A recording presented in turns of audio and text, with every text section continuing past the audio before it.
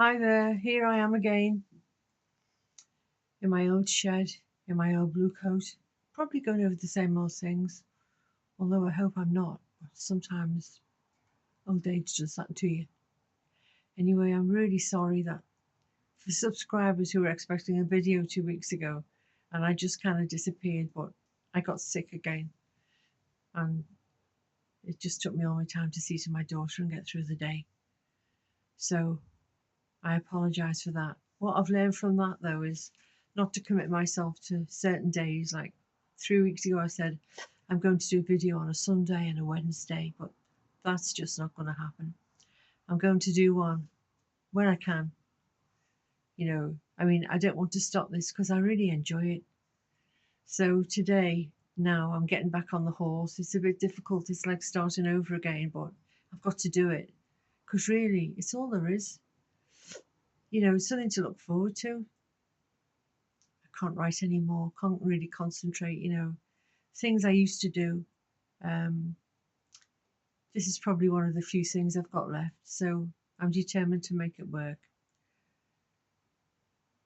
And also, while I've been just thinking about things, mulling over things and what can I do to improve my life. And one of the things I realised that I've decided to do is not to make plans with people anymore to meet up. Like say it's Tuesday today, and I say to a friend, they've arranged for us to meet for lunch on Thursday, and I agree. And Wednesday comes, and I'm thinking, oh, I hope I'm all right for tomorrow. And then Thursday comes, and I don't feel well. Then you've got to message them and give them a rundown on your health and why you're not going and all that. So I've decided I'm not making plans anymore. Any plans at all to go anywhere or to meet up with people. And if anything happens for some reason and I do have to cancel, I'm just going to say, sorry, I have to cancel today. And that's it. No sitting down, mulling over, wondering, oh, what can I say?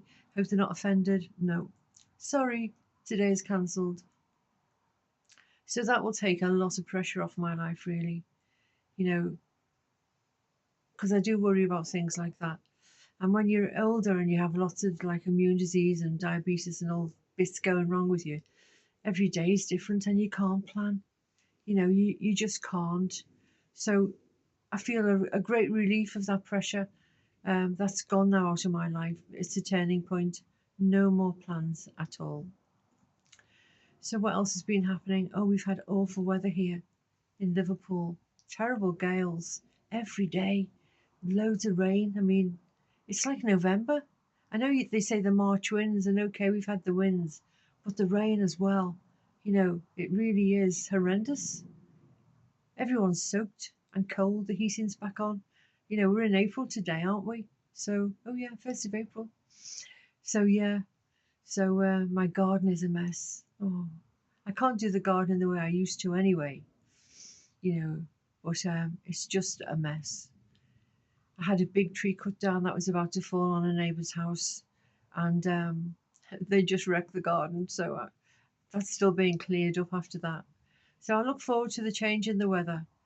Hopefully it'll be a permanent change and not like last month, 2 nice days and then 20, 28, 29 of awful weather. So I'm looking forward to doing that and tidying up the garden and just getting sorted, and enjoying being life at home and no pressure. When you're older, you've got to learn to say no. Even with the doctors, they'll say to me, oh, I want to send you for this, go to the hospital and send you for this. And I say, well, I'll think about it. And I do respect them. I know that they're the experts and all that, but still, it's my body and my choice. And they might say to me, I want you to go to the hospital for this. And I'll say, no, I'm not going. I don't want to go. I mean, I'm 73. Even if I got cancer, I wouldn't have treatment. I don't want to go. The other day, I had a letter to go for a bowel, what do you call it? Anyway, a bowel test for cancer. I don't want to go, and then I had one for lung disease. No. So anybody out there who keeps getting bombarded with letters, it's like once you reach 70, you're a lab rat, and they send you for all these experiments. So it's okay to say no. Enjoy the rest of your bloody life. Don't be sitting in hospital waiting rooms, you know, doing experiments that really aren't necessary and taking tablets that you don't need. I mean, I do take a lot of tablets, and the ones I take, they are effective and they're good. But I won't just take them for the sake of it. I need to know what they are and what they'll do. And if I don't feel that they're going to benefit me, then I just refuse to take them. So it's okay to say no, and we all need to start saying no and not to be making excuses and feeling nervous and worry about offending people. Just bloody say no. That's it, you know. So, what was the other thing I wanted to mention? Oh, yes, I'm plodding along with my daughter. As you know, she's 61 now, and when I met her when she was 5, I just didn't think we'd have this long journey. I really didn't. She's been away from home twice. When she was 25, she went into residential care, which I think is natural for every parent to try. You know, you think, well, the grass is greener and it's a road to independence. And she was there for quite a long time, but in the end, she became ill. She just stopped eating and she was so underweight. And I brought her back home. And then 8 years ago, she went into a residential home that she'd been using for years for respite. But she screams and screeches.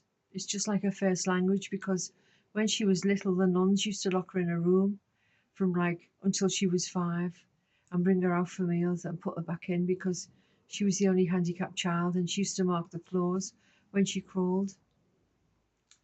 So when she came to live with me, um, oh, sorry, no, I was saying about the home, yeah.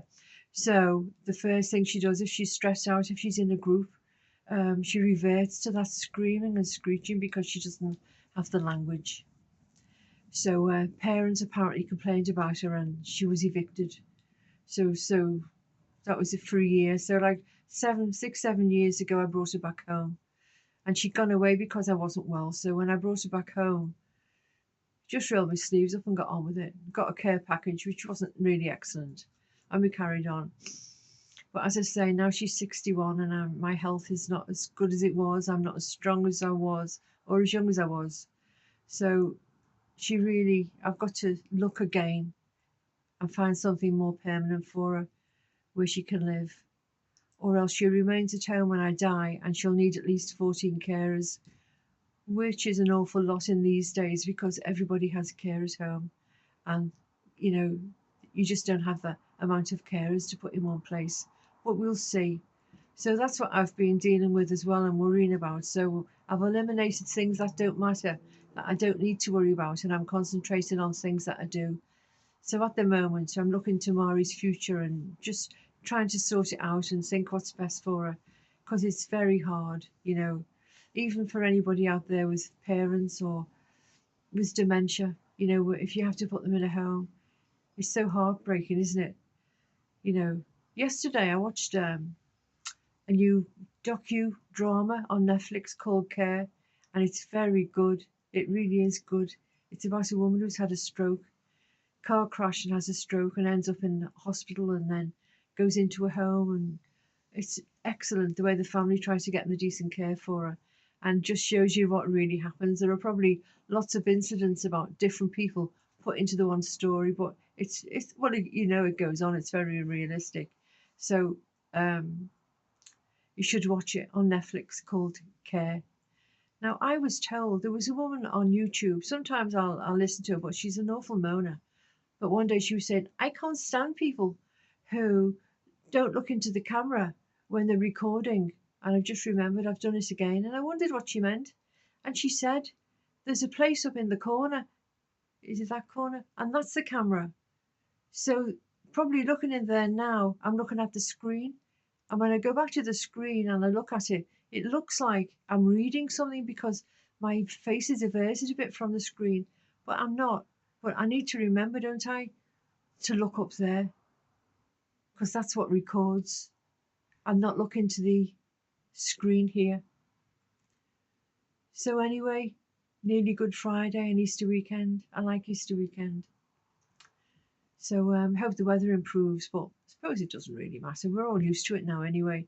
Just be nice to have a bit of sunshine, you know, through the windows. But so that's my update really.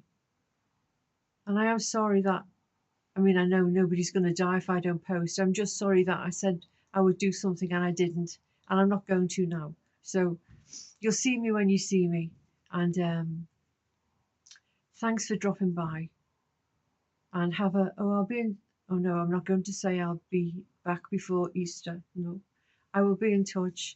And if I'm not back before Easter, have a lovely Easter weekend. Okay, bye bye.